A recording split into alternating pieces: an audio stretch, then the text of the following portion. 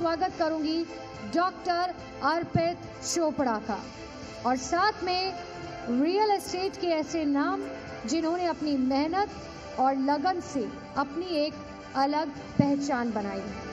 भारत का दिल कहे जाने वाले इंदौर से पवन यादव जी का मैं स्टेज पर बहुत बहुत स्वागत करती हूँ। आप दोनों का मंच पर बहुत बहुत स्वागत है। अर्पित चोपड़ा जी, सबसे पहला सवाल मेरा आप ही से है। आपने आरोग्य सुपर स्पेशलिटी मॉडर्न होम्योपैथी को एक नई दिशा दिखाई। हमारे दर्शकों को सबसे पहले ये समझाइए कि इसमें ऐसा क्या खास है जो इसे सुपर स्पेशलिटी बनाता है और कैसे ये चली आ रही चिकित्सा प्रणाली को चुनौती देता है। जो आपने क्वेश्चन पूछा है, बेसिकली ये मेरे मन का क्वेश्चन है कि जब मैं 21 साल पहले जब मेरा कैरियर स्टार्ट हुआ था तो होम्योपैथी में बहुत चैलेंजेस थे और नो डाउट जो होम्योपैथी हम अभी तक देखते आए हैं वो जर्मनी से बनी हुई बॉर्न एंड ब्रॉट है, जो कि पूरी वर्ल्ड वाइड हम क्लासिकल होम्योपैथी के नाम से जानते हैं। तो क्लासिकल होम्योपैथी में ये माना जाता है कि आप बेसिक केसेस जो स्किन है, हेयर है या जनरल केसेस है उसको आप डील करते हैं। पर जब बात होती है दुनिया में रिसर्च की, इनोवेशन की, इन्वेंशंस की, तो मान के चलिए कि दुनिया में कम से कम 70 से 80% बीमारियां ऐसी है जिसपे रिसर्च अभी भी हो रहा है, सभी सिस्टम रिसर्च कर रही है। तो क्यों ना हम कुछ ऐसा करें जिसमें हम उन केसेस पे काम करें जो कि दुनिया में अभी रिसर्च की मुद्रा में है और पूरी तरीके से उसमें अभी भी संभावना बाकी थी। तो मैंने अपनी होम्योपैथी में, जो कि ये कहा जाता है कि बेसिक केसेस पे काम करता है, स्लो काम करता है और एक बेसिक ट्रीटमेंट है, इस कंसेप्ट को चेंज करने के लिए एक नया कंसेप्ट का नाम दिया, जिसका इन्वेंशन किया और नाम दिया super speciality modern homeopathy. Super speciality modern homeopathy का मतलब होता है, ये एक मैंने बुक लिखी है उसके बारे में कि vision of impossible to possible, specially for उन केसेस के बारे में जहां पर कहा जाता है कि होम्योपैथी में इन केसेस की डीलिंग्स नहीं हो पाती, या फिर ये कह सकते हैं कि कई बार मेडिकल साइंस बहुत अच्छी काम करने के बावजूद भी इन पेशेंट्स के लिए बहुत ज्यादा मदद नहीं कर पाता। तो खास करके ऐसे पेशेंट्स के बारे में बात करता हूँ तो खास करके जो मुद्रा वाले जो ऐसे पेशेंट्स होते हैं जो गंभीर अवस्था में हमारे पास आ सकते हैं, उनमें हम बात करेंगे कैंसर के स्टेज 4 के पेशेंट्स, जिनमें chemo, radiation, surgery, immunotherapy, target therapy देने के बावजूद भी कई बार जो रिकरेंस की स्थिति देखी जाती है या एक तरीके से होपलेसनेस वाली जो स्थिति रहती है, ऐसे केसेस में सुपर स्पेशलिटी मॉडर्न होम्योपैथी में जो हमारा नया कंसेप्ट है, जिसमें हमने होम्योपैथी को फास्ट ट्रीटमेंट देकर बिना परहेज का, बिना साइड इफेक्ट का एग्रेसिव ट्रीटमेंट जो इन्वेंशन जो किया है, उसमें 9-9 सेंटीमीटर तक की गठाने हमने डिसॉल्व की और एक तरीके से पेशेंट को बिना सर्जरी, अगर बिना कीमोथेरेपी, बिना रेडिएशन, उस अवस्था में जब सबने मना कर दिया है और वह हम खड़े कर रहे हैं, तो निश्चित रूप से किसी चमत्कार या वरदान से कम साबित नहीं होगा। ऐसे ही आपको होम्योपैथी का जनक नहीं कहा जाता। जोरदार तालियां हो जाएं सर के लिए। पवन यादव जी, धरती पर डॉक्टर्स को वैसे भगवान कहा जाता है, लेकिन आमतौर पर जब भी हम हॉस्पिटल या डॉक्टर या कोई क्लिनिक के पास जाते हैं, कुछ खट्टी यादें होती हैं, कुछ मीठी यादें होती हैं। कई बार एक्सपीरियंस बहुत अच्छे होते हैं, कई बार एक्सपीरियंस बड़े खराब भी होते हैं। क्या आप हमारे दर्शकों के साथ कोई ऐसा एक्सपीरियंस साझा करना चाहेंगे?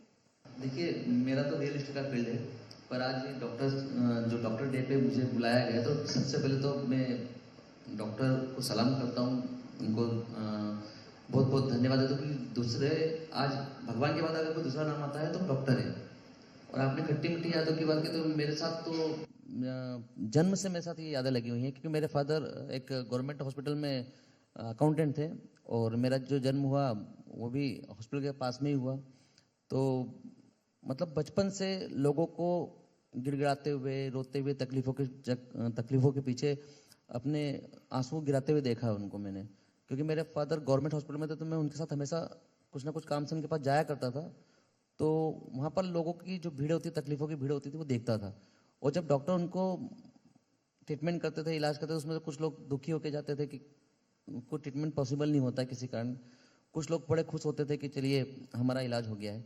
तो ये खट्टी मीठी यादें अभी रिसेंटली में ही, शायद 1 से 1.5 महीने पहले, 10 से 15 दिन पहले, मेरे छोटे भतीजे हैं, उनको एक कार्डियक अटैक आया था सुबह 4:30 बजे।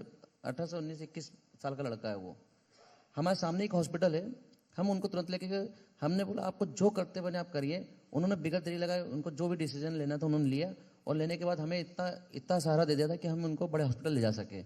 और वहाँ पर गए, आज वो बच्चा मेरे साथ में है, व्यवस्थित है। और आज रिसेंटली में मेरे छोटे ब्रदर का एक सीजर चल ही रहा है, और मैं भगवान से प्रार्थना कर रहा हूँ कि उसका सीजर ठीक ठाक हो जाए। बिल्कुल, और इसीलिए Thank you. तो हम इन धरती पर सफेद कोट वालों को भगवान कहते हैं सर। बिल्कुल, और मैं कहूंगी जोरदार तालियां हो जाए इन सफेद कोट वालों के लिए एक बार। अर्पित चोपड़ा जी, आपने 3000 से अधिक मरीजों को आज तक देखा है, जितना अगर मैं गलत नहीं हूँ, जिसमें कई ऐसी गंभीर बीमारियां, कैंसर, कोमा, किडनी फेलियर, तमाम बीमारियां। कई बार जब ऐसे पेशेंट सामने आते हैं, ऐसे में एक डॉक्टर अपने आप को इमोशनली स्ट्रांग कैसे रखता है? बिल्कुल, निश्चित रूप से ये जो प्रेरणा होती है मुझे दो तरीके से मिलती है। एक तो परिवार की प्रेरणा, मेरी वाइफ, मेरी बेटी जो कि अभी स्टेज पे आई थी, निश्चित रूप से ये मेरे को मानसिक रूप से बहुत संबल देती है कि मैं अपने आप को किसी भी सिचुएशन में खड़े रख सकूं। और दूसरी प्रेरणा देते हैं मेरे पेशेंट्स। तो निश्चित रूप से जो पेशेंट जब मेरे पास आते हैं तो कई बार वो इस स्थिति में आते हैं जब होपलेस हो चुके होते हैं, पर उनकी उम्मीदें मुझसे बहुत ज्यादा होती है।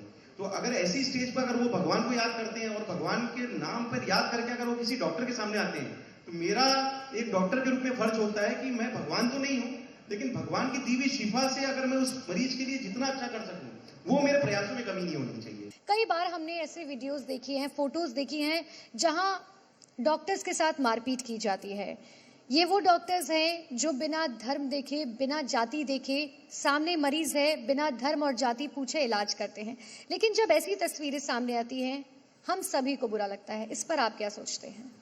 डॉक्टर पूरी कोशिश करते हैं, अंतिम समय तक कोशिश करते हैं, वेंटिलेटर तक कोशिश करते हैं कि वो रिकवर होकर ठीक हो जाए और अपने परिवार में चला जाए। अगर इस टाइप से कोई घटना होती है तो वो बहुत दुर्भाग्यपूर्ण है, और शायद अभी गवर्नमेंट ने इसके ऊपर कुछ अच्छे से नियम भी लगा दिए हैं, तो वो काफी अच्छा है। और मैं चाहता हूँ कि इस टाइप के नियमों को और सख्ती से पालन करवाया जाए। जी भारत को स्पेशली इस ग्लोबल हेल्थ वेलनेस समिट के लिए विशेष शुक्रिया कहना चाहूंगा कि आपने भारत से दूर 5000 किलोमीटर दूर बुलाकर हम सभी को यहाँ आमंत्रित किया, इतना अच्छा सम्मान दिया, आमंत्रित किया, इतना अच्छा प्लेटफॉर्म दिया। तो निश्चित रूप से ये प्रेरणा मिलती है जी भारत से कि जी भारत भी भारत में लगभग सब जगह आज प्रचलित है। और जो डॉक्टर्स डे पे आप लोगों ने इनोवेशन जो रिसर्च है उसको सामने लाने के लिए इतनी मुहिम चलाई, उसके लिए मैं आपको विशेष रूप से थैंक यू भी बोलूंगा। जी भारत को मैं भी धन्यवाद देना चाहूंगा कि डॉक्टर समिट के अंदर रियल एस्टेट को भी शामिल किया है। हमारे विचार जाने उसके लिए बहुत बहुत धन्यवाद है। और डॉक्टर साहब, आपके लिए तो एक ही शब्द है कि जीते हुए जीना जानते हैं, सफलता उन्हीं को मिलती है जो मुस्कुराना जानते हैं। Thank you. बिल्कुल, और दवाइयों के साथ साथ इस पॉजिटिव एटीट्यूड की भी बहुत ज़रूरत होती है मरीजों को। आप दोनों का बहुत बहुत शुक्रिया।